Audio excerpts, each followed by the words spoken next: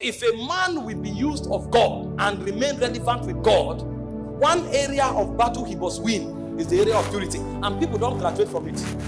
It is a kind of warfare called the battle of attrition. The way the devil fights it is not just to fall you, it's to weary you until you give up. Because it's not just about falling. You can fall and rise 7 times. So long as you still believe you can be pure, the devil knows he has not won the battle. So it's not that you fornicated or you didn't fornicate.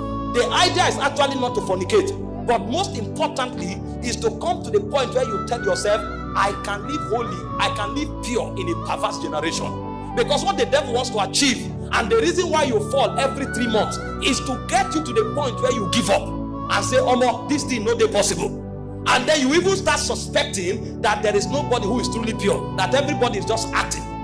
The devil brings you to that defeatist mentality where you think and assume that it's impossible to live pure. And because of that, you now create a new doctrine. God accepts you as you are.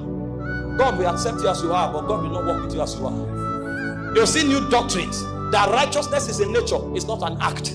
Because they have fought this battle, they feel it's impossible. And so they weaponize it and makes it a doctrine, and that doctrine enslaves many. There are many churches today where immorality is normal. In fact, there is a system of managing it. If you come, you can point at many who are living in it. Pastor is managing it. In fact, there are many quarters today where cohabiting is natural. They feel it's a normal thing. It's a normal thing to just, a boy can just move into the house with a lady, or a lady move in with a boy, and they are living like husbands and wife, and it means nothing to them. It's normal. When you are going to minister, nobody is holy. All you need to do is just to ask God for mercy, because all of us, we are work in progress. And so they legitimize iniquity. Today we have thrown morality to the gutters. Look at scriptures and find out men who captains the move of God. The Bible spoke concerning Joseph in Genesis 39 verse 9. A woman of a big man in the city threw herself at him. Those days, when you are a man of means in society, you marry the best of women.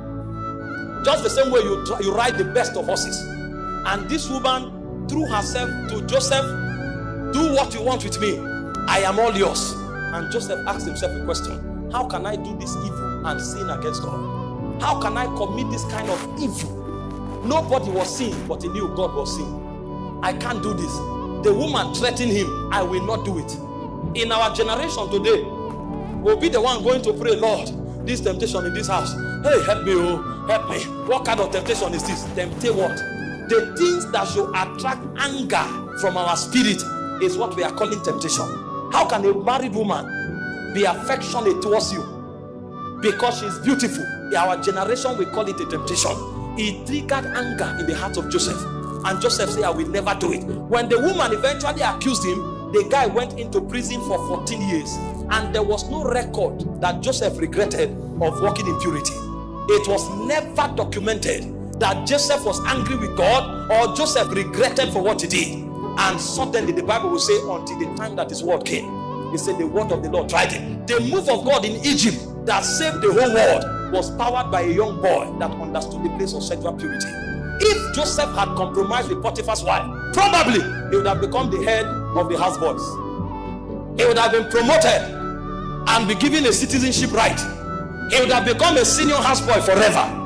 And there wouldn't have been a move of God in Egypt. Many moves of God have been aborted because of 5 minutes of pleasure in immorality. You thought nobody saw you, but heaven was waiting on you.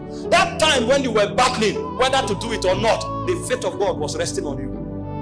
The fate of a generation was resting on you. Imagine what would have happened to the world. The whole world would have died of hunger, because that move of God was resting on one man. One man. There were not two. Only Joseph knew what to do. Only Joseph. So beyond having authority over senators, beyond having lordship over the house of Pharaoh, he was the lifeline of the move of God for that dispensation.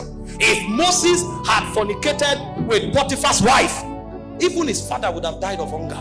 The plan of God for a generation, except God intervened, the world would have been wiped off. People came from all over the world to look for food in Egypt. When Moses was battling to be sexually pure, that's what God was looking at. So heaven was praying for Joseph, because they knew if he fell, the world would have died.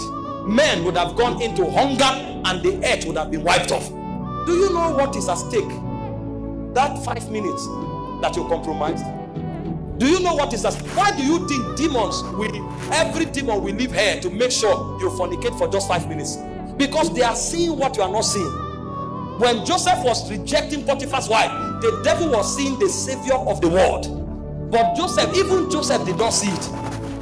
May God not disqualify you.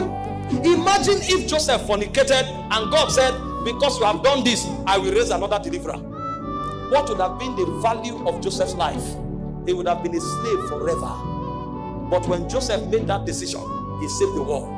Daniel chapter 1 verse 8, we saw another testimony of a man who carried the move of God in a corrupt nation like Babylon. They brought things that appetized. And the Bible said Daniel and his friends proposed in their heart that they will not defile themselves with the portion of the king's meat, because these things are offered to idols. If it's what you need in order to grow fat, allow us to be lean. And by the grace of God, we will not grow lean, but we will not defile ourselves. God was looking at the faith of Israel. God was looking at the salvation of Israel from Babylon. It was never about food. This is the error of Adam. He thought it was about an apple. The devil knows this transaction is not about an apple. It's about the destiny of the human race. It's about the move of God over a dispensation. You are bargaining apple. A spirit is bargaining territories. You are bargaining apple. A spirit is bargaining the destiny of millions. Who told you it's an apple? You think the devil will come to you to strike a bargain with you about an apple? Do you know how busy the devil is? The Bible said the devil is running to and fro the earth. A being that busy, you think he will come away from his busy schedule and is arguing with you for 1 month just to sleep with that lady because of the pleasure? There's something he's seeing that you are not seeing.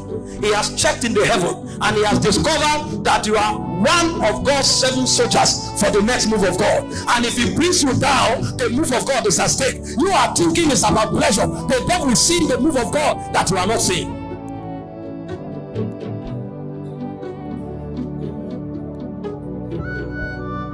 May God open our eyes to see what we represent in the move of God.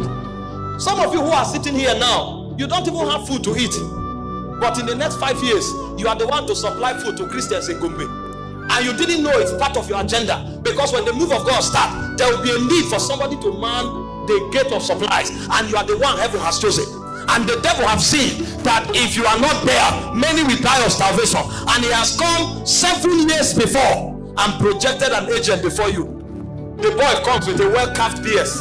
He has spent 2 years in the gym, built his chest, and is coming to you in the evening with singlet and well-carved PS. And you are going to your room, you carry his picture, you are smiling, he sends you a message, you are beautiful. If you want to know, go to the mirror too will tell you the same thing. You look at one text message, you read it 20 times, you smile, you smile, you smile. You are bargaining something that is about to happen in 7 years. If you have understanding, you will delete that message, block that person's number, and invite him to church to meet your pastor. If you have not yet been converted, I have no interaction with you. For what has light got to do with darkness? What has light got to do with darkness? I have no business with you except as you are converted. Because I know my purity is not just because I love to be pure, it's because the move of God depends on it.